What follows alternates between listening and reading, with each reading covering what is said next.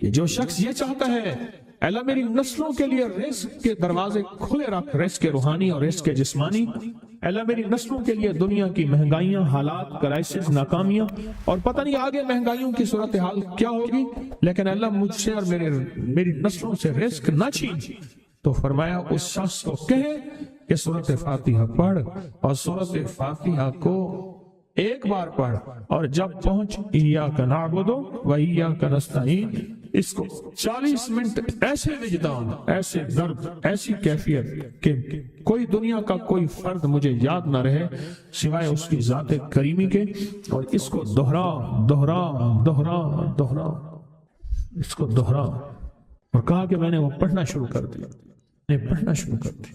شیخ حامد کوفی کہتے ہیں کہ کوفہ میں ہمارے ہاں ایک رئیس تھا، اور لوگ اس کے در سے کھاتے تھے، اور لوگ اس کے در سے بہت لیتے تھے، اور بہت سخاوت چلتی تھی، اور سنا تھا کہ اس کے والد بھی ایسے رئیس تھے، اور سنا تھا اس کے دادا بھی ایسے رئیس تھے، اور یہ بات سنی تھی کہ اس کے دادا نے کوئی عمل کیا تھا، اور ایسا نہیں، دادا کے بڑوں نے کوئی ایسا عمل کیا تھا جس میں اللہ سے نسلوں کے لیے رزق اور رزق کے خزانے منوائے تھے۔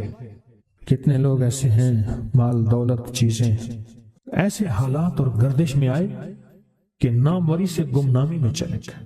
مجھے یاد ہے کہ میں ٹاؤن شپ میں ایک بندے سے ملا، یہ بات ہے آج سے کوئی 27-28 سال پہلے کم و بیش، ایسے چھوٹا سا کمرہ تھا اور مختصر سی 2-3 کرسیاں، ایک ٹوٹی سی میز، اور کہا کہ میں لاہور میں میرا سکہ چلتا تھا، میرا نام یہ ہے، نام مناسب نہیں، رازداری زندگی کا پہلا حصہ ہے، اور میرا نام یہ ہے، اور میرا اپنا ذاتی جہاز تھا، اور یہ مال تھا، اور یہ چیز تھا، اور آج میرا حال یہ ہے کہ اگر میں دوائی لوں گا تو یہ بندہ پیسے دے گا جو ساتھ کھڑا تھا، میرے پاس دوا کے پیسے نہیں ہیں۔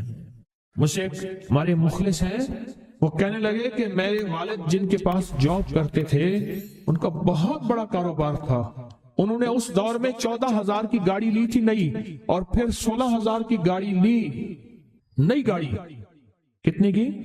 16,000 کی گاڑی لی، 100 کا نوٹ بانٹتے تھے، صبح سے شام تک، شام سے صبح تک لوگ لین لگا کے لیتے تھے، اور جس دور میں 250 روپے کے 5 مرلے جگہ ملتی تھی، 250 فٹ جگہ ملتی تھی، نہ 125 فٹ، 125 جگہ ملتی، 5 مرلے 250 روپے کی، اور وہ بیچتے تھے۔ اور پھر ایک وقت ایسا آیا ہر چیز ختم ہو گئی۔ میرے پاس ایک ڈرائیور تھا، وہ کہنے لگا کہ میرے مالک ہیں جن کے پاس پہلے میں کام کرتا تھا، ان کے حالات آ گئے تو میں نے آپ کے پاس آپ کی ڈرائیوری کی، اگر رمضان میں کوئی بچا ہوا لنگر ہو وہ انہیں بلا لوں، آپ دے دیں گے؟ تو ہم رمضان میں مجمع آتا تو کوشش کی جاتی ہے کہ ان کو کھانا تازہ کھلایا جائے، تو میں نے کہا ٹھیک ہے، کہا کہ کچھ پیسے بھی ہو جائیں۔ میں کون ہے؟ کہا کہ فلاں لاہور کا، نہیں جانتے آپ؟ ہاں جانتا ہوں، اتنی بڑی سوسائٹی ہے، بڑی مالداروں کی۔ کہا یہ 28 مربع جگہ انہی کی تھی، اور آج سے 40 سال پہلے انہوں نے یہ جگہ بیچی تھی، اور اتنے کروڑوں میں اتنے میں بیچی تھی، اب وہ ایک چھوٹے سے مکان میں رہتے ہیں، سب کچھ ختم ہو گیا ہے، سب کچھ ختم ہو گیا ہے، اور ان کے گھر کھانا نہیں ہوتا، اور آپ اگر کھانا دیں گے تو ان کے گھر میں 2-3 وقت اچھا گزر جائے گا۔ میں اپنی نسلوں کے لیے تمنگری منوا لے، اپنی نسلوں کے لیے رزق منوا لے، اپنی نسلوں کے لیے وسعت منوا لے۔ تو کہے کہ مال بہت ہے اور نسلوں کے کام آئے گا، مال رکھنا جائز ہے، حلال جائز ہے، لیکن یہ شرط نہیں ہے کہ وہ رہے گا یا نہیں رہے گا۔ یہ میری ساتھ چوک ہے، یہاں کرتبہ چوک، یہاں 2 پلازے مجھے بندے نے بتائے، اب اس کے نہیں ہیں، کہا یہ اور یہ اس بندے کا ہے، فلاں نام کے بندے کا، اور اس کا آج کچھ نہیں رہا۔ اب وہ جس کسائی سے گلبرگ میں ہے، یہاں لاہور میں، جس سے بہت منو گوشت آتا تھا اور بڑے بڑے رئیس دعوتیں پکتی تھی، چپ کر کے جاتا ہے اور وہ کچھ پیسے اس کی مٹھی میں ڈال دیتے ہیں اور وہ اس سے زندگی کا گزر بسر ہوتا ہے۔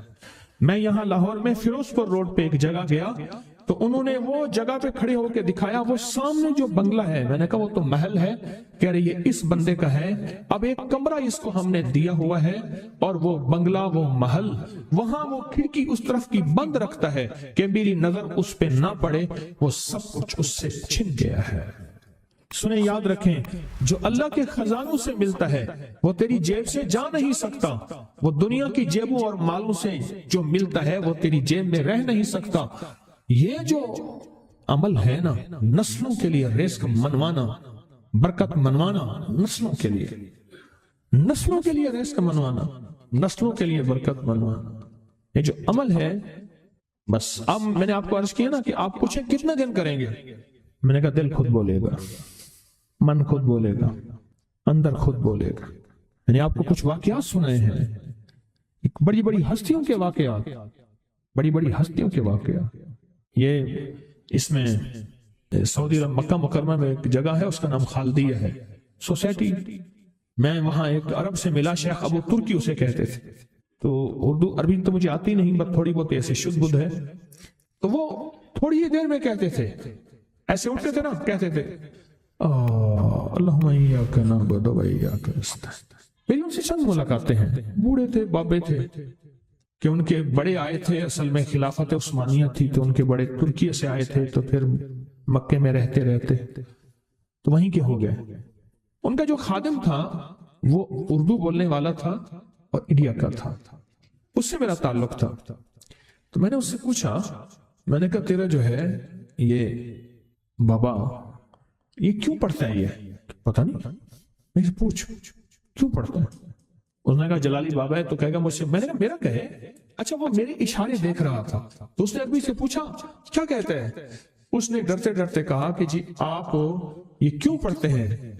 تو بڑا خوش ہو گیا، کہنے لگا پہلا بندہ ہے جس نے مجھ سے پوچھا، آج تک کسی نے پوچھا نہیں، پہلا بندہ ہے جس نے مجھے یہ پوچھا ہے۔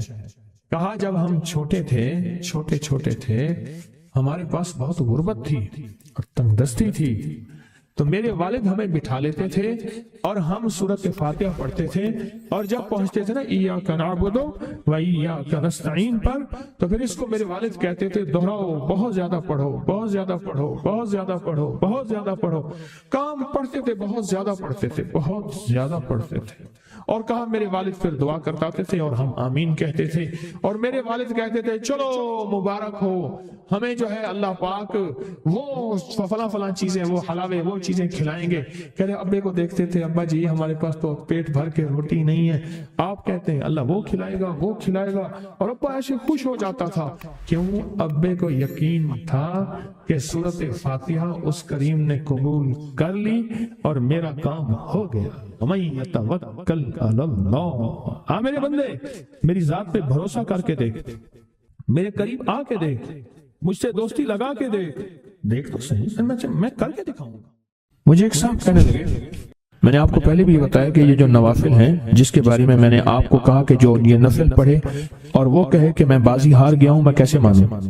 وہ کہے کہ میں بازی ہار گیا ہوں، میں کیسے مانوں؟ مجھے کہنے لگا کہ آپ سے سنا تھا اور اس کے بعد میں نے فیصلہ کیا کوئی شب جمعہ ایسی نہیں ہوگی جس میں اس کو پڑھنا نہیں چھوڑوں گا۔ کہنے لگے میں نے اس کو پڑھنا نہ چھوڑ۔ کہا میں نے خواب دیکھا اللہ، کہا کہ حضرت صدیق اکبر، فاروق اعظم، عثمان غنی ہیں اور حضرت امام حسن، یہ چار ہستی ہیں، اور ان کے پیچھے مجمع ہے جو محسوس ہو رہا ہے، بڑے بڑے صحابہ ہیں، اہل البیت ہیں، یا تبع تابعین اولیاء، بڑی ہستی ہیں۔ بس مجھے کہنے لگے یہ چار ہستیاں محسوس ہوئیں، تو کہا ہر ہستی نے مجھ سے ہاتھ ملایا اور میں نے ان کا ہاتھ چوما، اور ہاتھ چومتے ہوئے ہر ہستی نے مجھے ایک بشارت دی، اور میں نے ان سے پوچھا آپ نے یہ مجھے بشارت کس لیے دی؟ فرمایا تو شب جمعہ میں 2 نفل نہیں پڑھتا، وہ آیت الکرسی اور اخلاص والے، وہ سب تک پہنچتے ہیں، وہ ہمارے پاس بھی پہنچتے ہیں، اور ہمارے پاس جو پہنچتے ہیں وہ بہت ڈھیر پھولوں کا ہوتا ہے، خوشبو کا ہوتا ہے۔ کہا کہ پھر انہوں نے ایسے اشارہ کیا، دیکھا تو پھولوں کا ایک پہاڑ تھا، پھولوں کا کیا تھا، اور اس پہاڑ کے ساتھ خوشبو، اور کہا یہ پہنچتے ہیں، یہ چیز پہنچتی ہے۔ فرمایا کہ جو بندہ 2 تسبیح روزانہ سورت قل ہو اللہ کی پڑھے گا، سب سے پہلا فائدہ ہے اللہ پاک 300 دروازے غضب کے اس سے بند کر دیں گے، قہر کے، دشمنی کے، انتقام کے، شر کے، دشمن کے۔ اللہ 300 دروازے اس سے بند کریں گے اس دن جس دن 200 دفعہ سورت اخلاص پڑھے گا، قل ہو اللہ پڑھے گا۔ آپ چلتے پھرتے پڑھ لیں، حتیٰ کہ وضو نہیں ہے زبان پاک کے پڑھ سکتے ہیں۔ اس کے 9 فائدے بتا رہا ہوں، غور سے سنیے گا۔ 2 تسبیح سورت قل ہو اللہ کی۔ دوسرا فائدہ فرمایا کہ جو بندہ 2 تسبیح روزانہ قل ہو اللہ کی پڑھتا ہے، اللہ 300 رحمت کے دروازے اس پہ کھول دیتے ہیں۔ تیسرا فائدہ غور سے سننا، 300 رزق کے دروازے کھول کے اللہ اس سے غیب سے رزق عطا فرمائے، 300 رزق کے دروازے کھول۔ چوتھا فائدہ ذرا غور سے سننا، اللہ بغیر محنت کے علم عطا فرمائے گا، اور اپنے علم میں سے بغیر محنت کے، لدنی علم، وحبی علم، وحبی غیبی علم، لدنی وحبی علم، کس کے؟ بغیر محنت کے اللہ علم عطا فرمائے گا اپنے علم میں سے، اور اللہ حلم عطا فرمائے گا اپنی حلم میں سے، اللہ سمجھ عطا فرمائے گا اپنی سمجھ میں سے۔ اور 5واں فائدہ 66 قرآن پاک ختم کرنے کا ثواب ملے گا۔ 66 جو 2 تسبیح سورت قل ہو اللہ پڑھے گا، 66 قرآن پاک ختم کرنے کا ثواب ملے گا اسے۔ اور اس کا 6واں فائدہ ہے 50 سال کے گناہ معاف ہو جائیں گے۔ اور اس کا 7واں فائدہ، اللہ جنت میں 20 محل عطا فرمائیں گے، 20 بنگلے، 20 محل، اور ہر محل میں یاقوت، مرجان، زمرد، عقیق، اور ہر بنگلے کے محل کے 70,000 دروازے ہوں گے، اور اس میں 70,000 نعمتیں ہوں گے، اور اس میں 70,000 دسترخوان ہوں گے، اور یہ اس شخص کے لیے ہوگا جو صرف 2 تسبیح سورت قل ہو اللہ پڑھے۔ اور 8واں فائدہ جو 2 تسبیح سورت قل ہو اللہ پڑھے گا، سورت اخلاص پڑھے گا، 8واں فائدہ ہے 2000 رکعت نفل پڑھنے کا ثواب ملے گا۔ اور آخری 9واں فائدہ، آخری فائدے میں تو میں نے مزہ آ گیا، آخری فائدہ کمال فائدہ۔ لحد میں جو مشکل کشا آ گیا، لحد میں جو مشکل، مجھے مرنے کا بھی مزہ آ گیا، سرانے جو بیٹھے تھے میری سرکار، نکیرین کو بھی حیا آ گئے، سرہانے جو بیٹھے تھے میری سرکار، نکیرین کو بھی حیا آ گیا۔ محمد محمد محمد محمد صلی اللہ علیہ وسلم، محمد محمد محمد محمد میں کہتا رہا، نور کے موتیوں کی لڑی بن گئی، آیتوں سے ملاتا رہا آیتیں، پھر جو دیکھا تو نعت نبی بن گئی، حسن جنت کو جب بھی سمیٹا گیا، مصطفیٰ کے نگر کی گلی بن گئی، حسن جنت کو جب بھی سمیٹا گیا، مصطفیٰ کے نگر کی گلی بن گئی۔ اب سنیں یہ سورت اخلاص کہاں کام دے گی؟ یہ قبر میں، یہ زندگی میں، فرمایا کب ایک حسین آدمی ہوگا، قبر میں ساتھی بن جائے گا، اس کو نکیرین کے سوالوں کے جواب دے گا، اور یہ بندہ ٹھاٹ سے ہوگا۔ جب سانس کو بحال ہوگا، سانس میں سانس آئے گا، پوچھے گا تو کون ہے؟ کہ یاد نہیں ہے، میں وہ قرآن ہوں جو تو پڑھتا تھا، تو مجھے نہیں بھولا، میں تجھے نہیں بھولا۔ اب سنیں 9واں اور آخری فائدہ جو اس کا بتا رہا ہوں، بہت فائدے ہیں، میں نے اس کے 9 فائدے بتائے ہیں۔ میں جب مرے گا اس کے جنازے میں 1,10,000 فرشتے شامل ہوں۔ چاہتے ہیں آج جادو، بندشیں، حالات، مشکلیں، پریشانیاں، ناکامیاں سورج ڈوبنے سے پہلے حل ہو جائیں، تو دنیا میں جس کونے میں بیٹھے ہیں، یا آپ تسبیح خانے میں، مستورات بھی ہیں، مرد بھی ہیں، اگر آپ چاہتے ہیں تو ماشاءاللہ ہوائیں ہیں، پنکھے ہیں، ایگزاسٹ ہیں، موسم اپنی سختیاں اور تلخیاں دکھا رہا ہے، یہ قدرت کا نظام چلتا رہے گا، لیکن تسبیح خانے نے آپ کی راحت اور سکون دینے کی کوشش کی ہے، پر کوشش پوری کر نہیں سکے۔ دعویٰ نہیں کہ آپ کو راحت دیں، آپ کا احترام ہو۔ میں خود سارا دن پھرتا رہتا ہوں، مجھے اس بات کا احساس ہے کہ راستے میں چلتے لوگ کہتے ہیں مجھ سے ہمیں ہاتھ ملا، ہم سے گلے مل، मेरी बात सुन ले, मैं उनसे माजूरी और मजबूरी का दरखास्त करता हूँ। ये सारी आपकी खिदमतों के लिए तो भाग दौड़ कर रहा हूँ, वरना पीर तो बैठे होते हैं, लोग उनके पांव दबा रहे होते हैं, एयर कंडीशन लगे हुए होते हैं, और ये तुम्हारा पीर नहीं फकीर है, ये फकीर सारा दिन फकीर बन के मतकूंज मांगो कुरलावा, हर जगह आपकी राहत का इंतजाम, कहीं आराम में, कहीं खाने में, कहीं पीने में, कहीं बैतुल खला की सफाई में, कहीं लंगर में। आप शाही मेहमान हैं, तो आपका गुलाम हूं, मैं तो आपका खातिम। इमाम ज़ैनुल आबिदीन को एक शख्स ने देखा, दुआ फरमा रहे हैं, दुआ फरमा रहे हैं, और दुआ में ये कलिमात बार बार पढ़ रहे हैं, बार बार दोहराते हैं, पलट पलट के पढ़ते हैं, लपक लपक के पढ़ते हैं, झुक झुक के पढ़ते हैं, डूब डूब के पढ़ते हैं, टूट टूट के पढ़ते हैं, और गम की कैफियतों से पढ़ते हैं, दिल की गहराइयों से पढ़ते हैं, हाथ उठा के पढ़ते हैं, फिर हाथ ऊपर उठा के पढ़ते हैं, फिर दुआओं में झुक के पढ़ते हैं, फिर उठ के पढ़ते हैं, कैफियतों के साथ ये अल्फाज बार बार पढ़ रहे हैं। वो पीछे बैठा रहा, बैठा रहा, बैठा रहा। बड़ी देर के बाद वो शख्स उठा और शहंशाहों से अर्ज किया। जब दुआ खत्म हुई तो इमाम ज़ैनुल आबिदीन की बारगाह में अर्ज किया कि आका ये फरमाएं, दुआ तो सारी थी, इन दुआ के इन बोलों को अब बार बार क्यों फरमा रहे थे? तो अजीब बात फरमाई, फरमाया हदीस में मैंने पढ़ा है, मेरे नाना हजरत मोहम्मद सल्लल्लाहु अलैहि वसल्लम का फरमान है, जो शख्स ये कलिमात पढ़ता है इसका सवाब अल्लाह के यहाँ और कोई नहीं जानता। और एक रिवायत में है कि इसका सवाब इतना है कि फरिश्ते इसके लिखने पे टूट पड़, इंसानों और जिन्नात की नस्लें खत्म हो जाती हैं, पर इसका सवाब खत्म नहीं होता। फरमाया गौर से सुनिएगा, ये सारा सवाब मैं सारा का सारा अपने नाना की बारगाह में भेज रहा हूँ, अपने अब्बा की बारगाह में भेज रहा हूँ, हजरत अली इनके अब्बा थे, अब्बा की बारगाह में भेज रहा हूँ, ये सारा का सारा फरिश्तों की बारगाह में भेज रहा हूँ, और उनकी खिदमत में भेज के कहता हूँ कि मेरे लिए दुआ फरमाए। और फरमाए जब भी मुझे कोई मुश्किल होती है, किसी की कोई मुश्किल होती है, मैं ये पढ़ता हूँ और पढ़ता हूँ और पढ़ता हूँ और पढ़ता हूँ और पढ़ता हूँ, मेरी मुश्किल टल जाती है। और मैं आज सुबह एक साइल आया था, मजबूर बेकरार था, परेशान था, आज मैं उसके लिए पढ़ रहा हूँ और इंशाल्लाह शाम से पहले उसकी मुश्किल टल जाएगी। और रावी लिखता है, मैंने फिर साइलों से पूछा, लोगों से पूछा, तहकीक की, फरमाया इमाम ज़ैनुल आबिदीन जिसके लिए भी ये दुआ करते हैं, पर करते कैसे हैं? जो मैंने नक्शा खींचा है, जरा उस नक्शे को गौर से सुनना। करते कैसे हैं? डूट के, टूट के, विजदान से, दर्द से, कैफियतों से, गम से, अल्लाह के ताल्लुक से, अल्लाह की मोहब्बत से, अल्लाह के ध्यान से, पूरी तवज्जो से बार बार यही पढ़ते हैं, फिर यही पढ़ते हैं, और फिर हदिया किसको पहुंचाते हैं? ये दुआ, इस दुआ के राजों को जरा समझ लें। फिर मैं दुआ पढ़ता हूं।